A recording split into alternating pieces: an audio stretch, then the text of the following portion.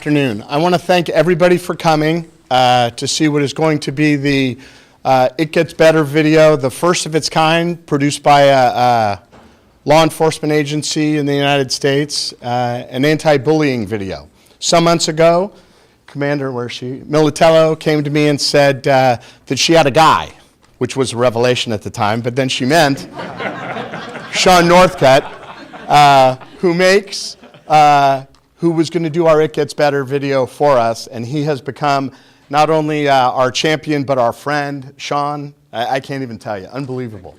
And along the way, I would be remiss if I didn't recognize Mike Andrzejczyk and Albie Esparza, who's in here someplace in the back, who worked with Shawn along the way to produce what I think you'll find to be a very powerful video on such a critical subject to the young people in this country and for sure here in San Francisco. So without further ado, it's showtime.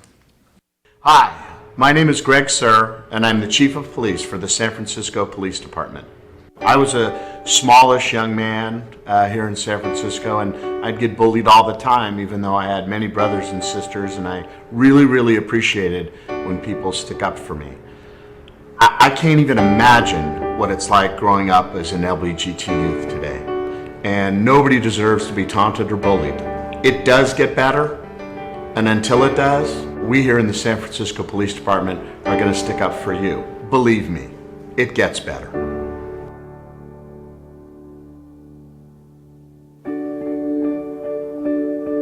My name is Andrea Weil. My name is Lynden Bair, and I am a sergeant. I am a commander. And I'm a sergeant with the San Francisco Police Department. 911 dispatcher for San Francisco. Officer Mari Noguchi. My name is Michelle Martinez, and I am a commander with the San Francisco Police Department. My name is Broderick Elton. And I'm a police officer. Commander. And I'm an officer with the San Francisco Police Department.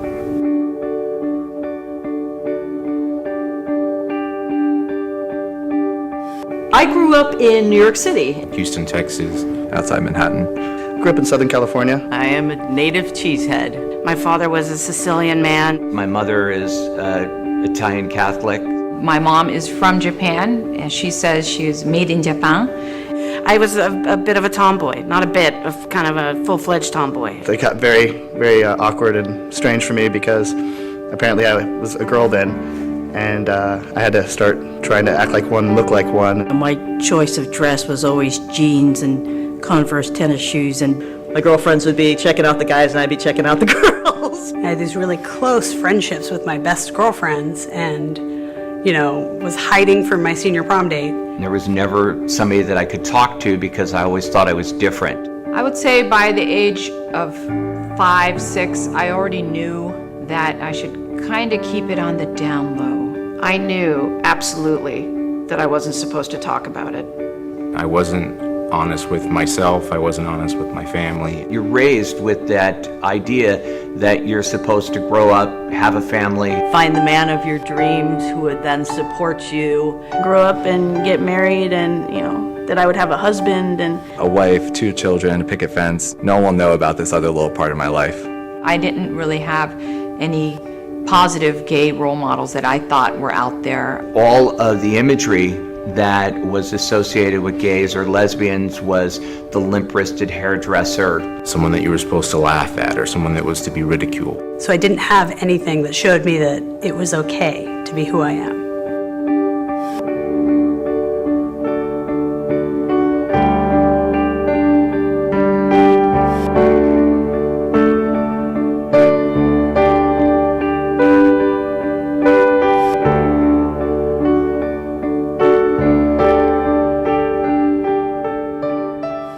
I had times where I didn't want to get up and get out of bed or face the day. My self-esteem was really low.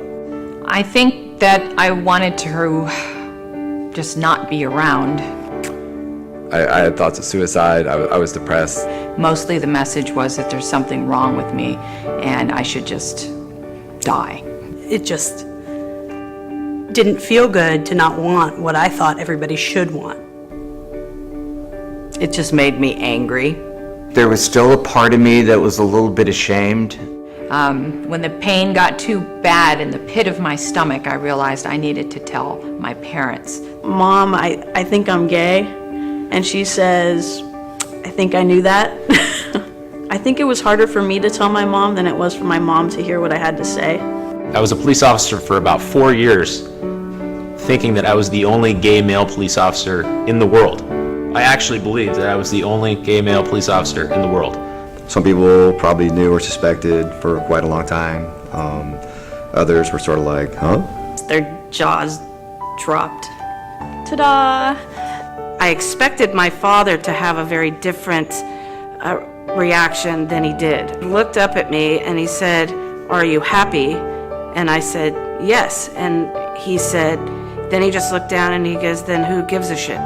You know, he did sort of give me the lecture about, well, maybe playing softball isn't such a good idea.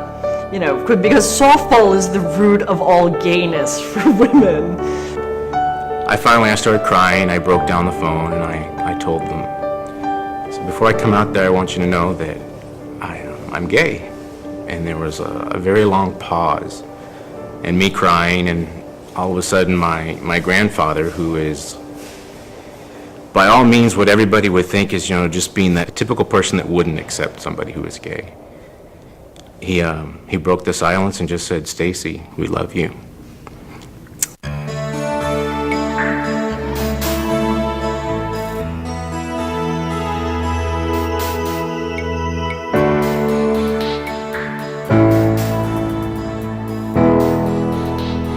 My whole world suddenly opened up. Telling that first person was a big deal. After the first few people, I just started acting like it was, everybody should know this. Ding, I'm gay. This is who I am. I'll never forget this. So I open the door, oh my gosh, my dad's out there, and he looks at me and he says, "I'm so sorry if I ever said fag." My life now is great. Okay, I can actually be me. I would have missed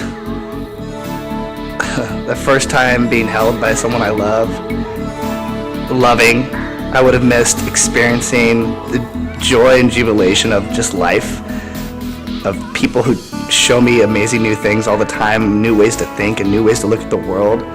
I never foresaw being a police officer because I thought it was always something that I couldn't do. Things keep getting better for me. It does get better, and until it gets better, I will help you, and I will protect you, and I will listen. And we're here to help make your transition as smooth as possible. It does get better. Oh, it gets better. You have so many people that are just like you, that are going through the same struggles you are. Things start getting better as soon as you reach out to other people. but you don't have to tolerate people's non-acceptance of you. You just forge ahead and you do what you love and it gets better. It just does. Nothing in life is worth harming yourself. Nothing. If you give up even trying, then they've won. You can't let them win. You're completely normal. You just need to be you. You need to know that you're okay, that you are beautiful. And remember that you're a person who's got tremendous value and you have something to give. You're not alone. Stop putting up with everyone's crap. Just be yourself. People might talk about you, but you know what? It's all okay. There is help out there. Call the police even if you have to, because we'll be there. Yes, it will get better. Don't lose your sense of humor. It gets way better. A lot better. It does get better. And your life is going to be so full of love and amazing, special experiences, and it gets so much better.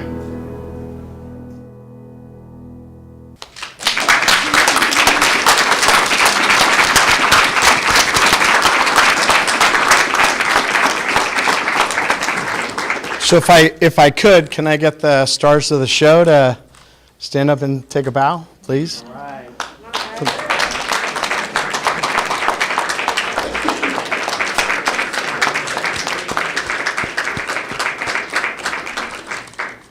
You know, they talk about the courage of cops all the time, that took a lot of courage to do that right there. So Shawn, again, thank you. God bless you.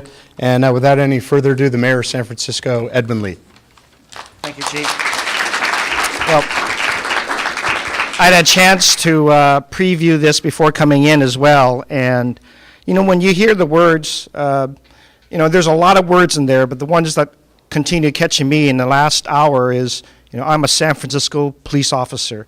I've been through it. I'm there for you, and it'll get better. Those are ones that ring out, and masterfully, placed in this video by someone who I've just immediately started appreciating, and then led by the chief and Commander Militello, and then having the officers really unveil their own personal stories, is, for me, as mayor, a moment of being proud of our department and of everybody in it.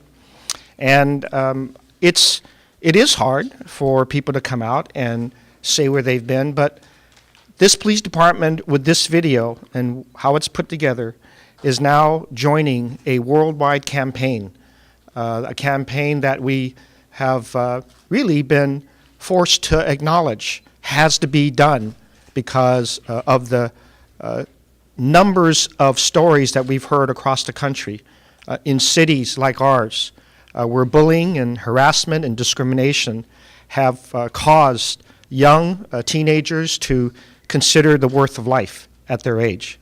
And that isolation and the loneliness that accompanies that, not been heard by adults or people, and they've not seen partners in their areas. And so, yes, the numbers of suicides and considerations of suicides have been unveiled in this country because of that. Well, the Trevor Project and the It Gets Better movement started about a year and a half ago, and it's made it through different parts of the country, certainly political persons of notoriety, including our own leader Pelosi, all the way up to Secretary of State Clinton, and then President Obama himself spoke out on this recently. And we felt, and I have very much supported the collaboration that Lee did with our chief and the whole department to get everybody to speak out on this and contribute to this very necessary campaign of education, and then to bring in our representatives of our school department, our Unified School District, and our public safety agencies to all share this responsibility that we need to talk to our kids. We need to tell them the words that are here, and we need to put it in a way in which it really gets to them. It really is, I think, not only well done, you can't walk away and not be emotional about wanting to be part of this movement. And so I want to thank, from the bottom of my heart, the Pride Alliance for doing this, the individual officers who've stepped up, not only as uniformed officers, but in our whole public safety divisions to join in this, because everybody is coming together, and to proudly say that not only do I stand behind it, I think this is an incredible contribution that is the first in the country of officially contributing as a police department of the city, county, of San Francisco, adding its voice to voices that need to be heard. A lot of kids still need to hear the love and embracement that we have for them and the care that we have for them, so they're not lonely. They know that there's an answer. They know there are friends, and they know there'll be police departments, including San Francisco, that will add to the effort to protect them against these things, so that they will feel for sure that things will get better. This is a wonderful contribution. Shawn, it's masterfully done, but it is one that brings out not only the officers' lives, but our unity as a city to want to do something significant to contribute to this worldwide movement. So thank you very much to everybody.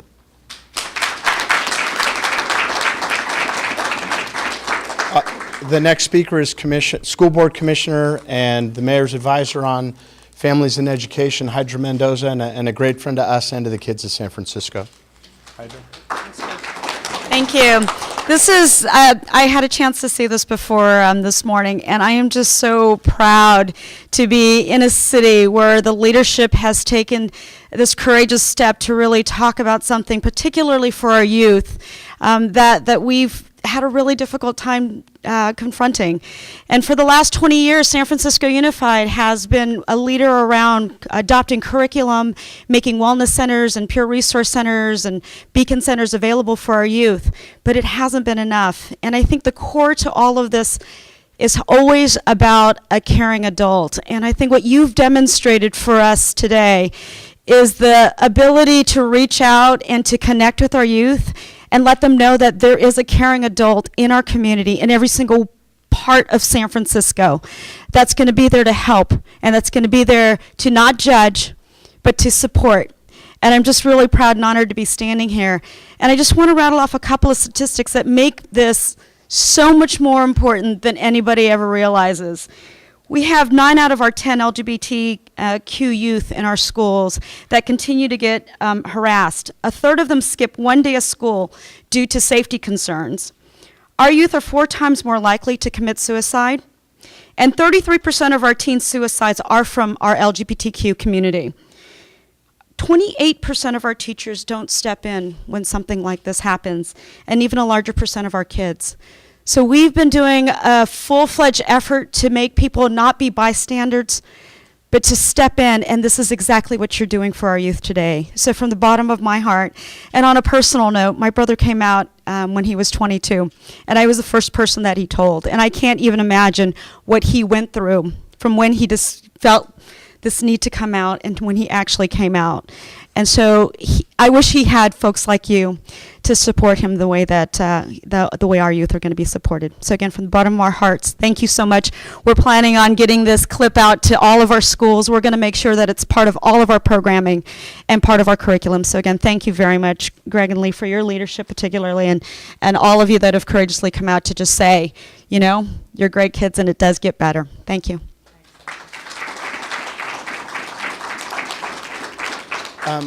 Hydra did bring up, so at the pretty much right now, this video is available on the SFPD website, and it will be uploaded and available to the general public on YouTube from now on. I want to recognize DEM too. We keep talking about the police department, but we got our help from a dispatcher, and the dispatchers keep us safe all the time by keeping so many things in mind, and God bless you too for stepping up. Appreciate it. So I wish I had a trophy or something to hand this guy, but I don't. But I'll just offer my friendship. Shawn, you're the best. Come on.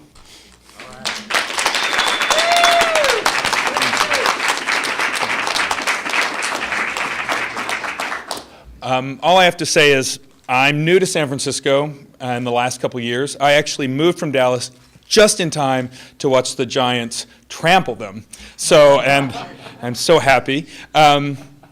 I feel like I'm home, and more than that, I feel like I am the luckiest guy to know that my home's being protected by these officers. And it was a long time in the editing process, and I'm just grateful to hear your stories over and over again, and thank you for saving lives.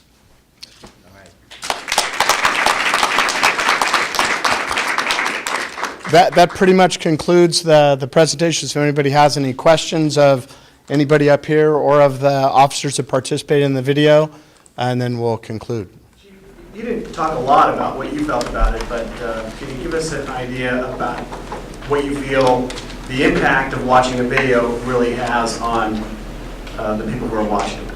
Well, I mean, I don't think there's a person in here that didn't tear up a little bit watching this thing. So just the heart, just to come out. And when Lee said, do you want to do it? I mean, it was a no-brainer. And I had no idea it would turn out like this. But I couldn't be prouder of this, of these officers, and of all the San Francisco police officers who are definitely here for LGBT kids or any kids. I mean, even little fat kids. So, I mean, it's just, kids deserve to grow up free of all the other nonsense. So this video says so. So do I. So when exactly did this process start, and why do you think it took so long, since the campaign has been around for more than a year? Well, I haven't been around for more than a year, so I can only tell you that this was raised to me right off the bat, and you know it takes a while to bake a cake, and that's beautiful. So we did get it turned around pretty quick.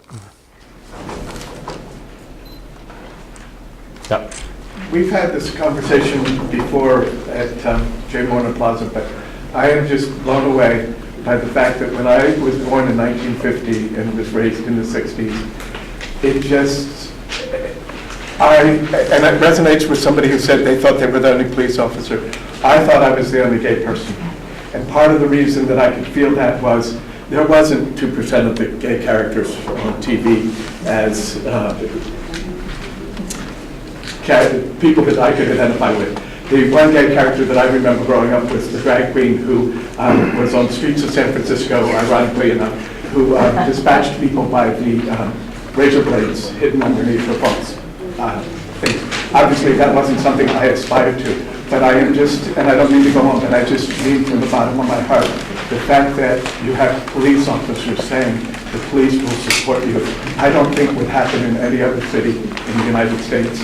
And I am very proud to live in San Francisco just for that reason. Thank you. Very cool. Thank you. Stacey. Just real quick, Chief. I just wanted to also acknowledge that I'm on the board of directors for the National Center for Lesbian Rights, and we'll be bringing out in May and honoring 5 of the student plaintiffs in the Anoka Hennepin case. Those of you who aren't familiar, that was the cluster of suicides that happened for LGBTQ youth in Michelle Bachmann's congressional district. So I think this is a fabulous time to bring this forward. We're looking forward to having them here as our guests. I'm hoping that we can also meet some of the officers and show them this video in addition to This is not a shy group. Right? And they're all beautiful, so it'd be nice to have them meet all of you folks. So I'll take one more. Could you just talk about the reaction in your department when you asked officers to come forward, or, I mean, was it difficult, or was there a line waiting? You know what, I'm going to let Lee take that question. No, it wasn't, but I'll let Lee take the question. No, you know, we put it out to all of our officers in the department, and we had just a number of volunteers. And Shawn, you know, just, I think, beautifully, the thing that I most remember is the officers that participated, and Ann, one of our dispatchers, the things that they kept saying is just how comfortable Shawn makes you feel. Every single officer, it wasn't difficult. I mean, they wanted to do this. And that's something that truly just touched my heart. I mean, many of us have been there. We all have our own coming out stories, and, you know, we all identify with kids. And nobody wants to see a kid have to go through some of the stuff that we went through, and, you know, we wanted to be there for them. So I couldn't be prouder, like the chief said, of a group of officers. I think they truly are amazing. We're going to end the press conference now, and then everybody will remain available for questions on a one-on-one basis. Thank you.